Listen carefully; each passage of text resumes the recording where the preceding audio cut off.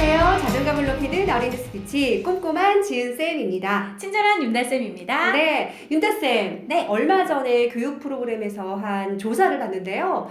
중학생 4명이 네. 8시간 동안 이야기를 했는데 그 안에 욕과 비속어가 평균 몇 개 정도 나왔는지 혹시 짐작하실 수 있으세요? 8시간이면 꽤 많은 깊은 얘기를 나눴을 그쵸? 거 아니에요? 학교 생활하는 시간이에요.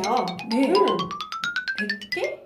100개? 그죠? 너무 많지 않을까요? 100개? 그죠. 100개만 생각해도 되게 많은 것처럼 느껴지죠? 네. 근데 이게 최고 이게 아니라 평균 400개래요.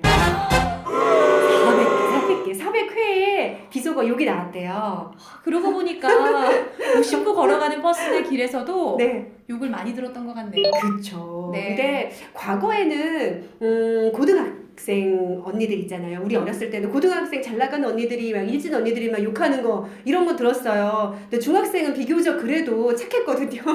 근데 이제는 네. 중학생들이 이렇게 비속어를 많이 쓰고 또 그게 또 낮아졌어요. 초등학교 고학년 친구들만 해도 또 욕을 많이 쓰고요. 그걸 또 보고 자라나는 우리 유아들도 심심찮게 거친 말들을 내뱉는 친구들이 많아요. 네. 그쵸? 내가 안 가르쳤는데 우리 아이 왜 욕을 하는 걸까 고민하신다면 오. 집중해 주세요. 네, 우리 이렇게 같이 고민하는 어머님의 사연이 도착했습니다. 한번 읽어드릴게요. 선생님 안녕하세요. 초등학교 3학년 남자아이를 키우는 전업주부입니다. 요즘 우리 아이가 욕을 해요. 말을 하다가 자신도 모르게 비속어를 사용하고 또 화가 날 때도 욕을 좀 사용하는 것 같아요. 아이에게 욕하지 말라고 하자 우리 아이는 친구들도 다 한다며 자신만 하는 게 아니라고 또 말대꾸를 하더라고요. 자꾸 혼내니까 제 앞에서는 조심조심 하는 듯 하지만 몰래 하는 것도 보이고요. 더군다나 문제는 집에 있는 우리 둘째가 형의 욕을 좀 따라해요. 남편도 저도 집에서는 욕을 전혀 하지 않는데 도대체 어디서 배워오는 건지 너무 속상합니다. 선생님 저 어떡하나요? 도와주세요. 네, 아이고 걱정이 많으시겠어요. 네. 사실 예쁜 말만 해도 모자랄 그 입에서 이렇게 험한 말이 나오면 어머님들도 더러 겁을 먹는 경우들이 많이 있거든요. 어떻게 하면 좋을까요? 우선 이 상황을 생각해 보셔야 돼요. 우리 아이가 욕을 쓴 것이 심한 경우인지 네. 그렇지 않은 경우인지요. 그것도 주관적이긴 하지만 보통은 가끔씩 나오는 욕일 거예요. 그렇게 심하지 않은 경우에 우리 아이를 위해서 해줘야 될 것이 무엇인지부터 알려드릴까요? 네, 좋아요. 무시하세요. 진심입니다. 정말? 네. 그냥 한두 번 그냥 나도 모르게 나온 그 말에 네. 과민하게 반응해서 음. 조금 더 아이들에게 각인시키지 않으시는 게 좋아요.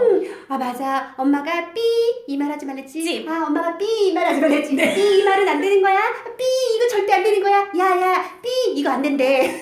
하루 종일 생각해요. 맞아요. 특히 유아기일수록 이 부분은 정말 신경 쓰셔야 합니다.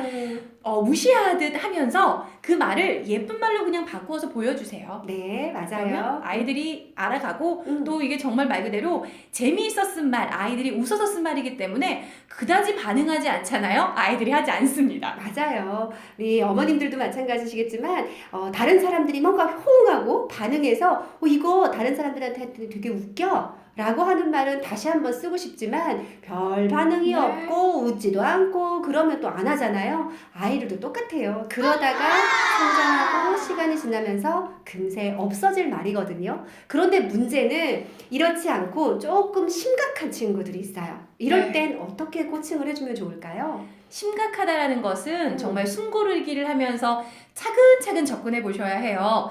상황을 파악해 보세요.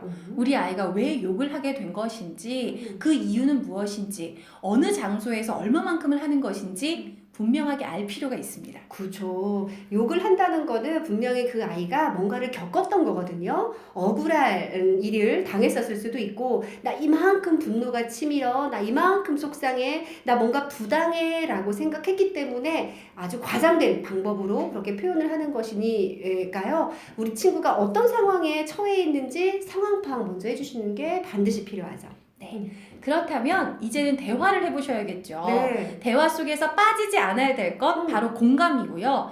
그 욕을 썼을 때 어떠한 상황이 앞으로 펼쳐지게 될 것인지에 대한 설명도 곁들여 주셔야 합니다. 그렇죠. 저희 마루지에서 그래서 많이 하고 있는 코칭 방법 중에 하나가 욕을 썼던 그 상황을 생각을 하면서 욕을 쓰기 전에 어떤 마음이었는지 같이 이야기를 나눠요. 네. 그리고 욕을 썼을 때 그 당시에 어떤 마음인지 또 이야기를 나눠요. 그럼 아이들이 생각이 정리가 되거든요. 그리고 나서 욕을 쓴 후에 가만히 생각했을 때 또 어떤 마음이 들었는지를 차근차근 아이와 함께 써내려가다 보면 우리 친구들도 스스로 생각하거든요.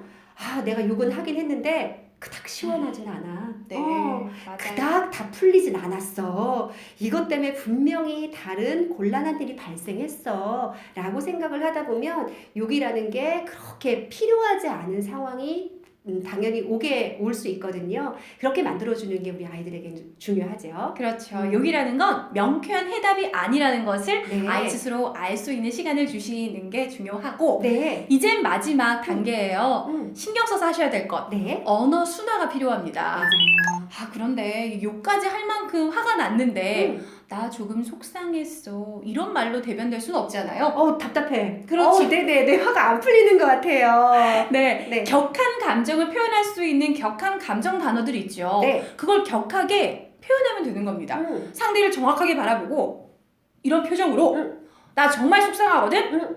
나 이건 억울해! 라고 말할 수 있는 그 과정을 함께 겪어주시면 좋겠어요. 그렇죠. 그래서 언어적으로는 순화를 해주고 비언어적으로는 강조하는 형태의 강조법을 알려주면서 아이가 욕이라는 표현 방법 대신 그보다 더 나은 방법의 어떤 표현, 강한 표현을 알게 되면 굳이 그걸 선택하지 않고 이렇게 자신의 마음을 강하게 표현할 수 있을 거예요. 그렇게 훈련을 시켜주면 그렇게 거친 말, 비속어에서 빠져나올 수 있는 용기가 자라날 수 있을 겁니다. 네, 욕을 할 수밖에 없는 우리 아이의 마음을 읽어보는 것, 네. 읽어가는 것, 그것이 가장 중요한 포인트라는 거 잊지 마세요. 네, 우리 오늘 항상 마무리를 오늘의 주제로 마무리를 했는데 오늘은 욕이라서 욕으로 네. 마무리를 할 수가 없잖아요. 찰지게.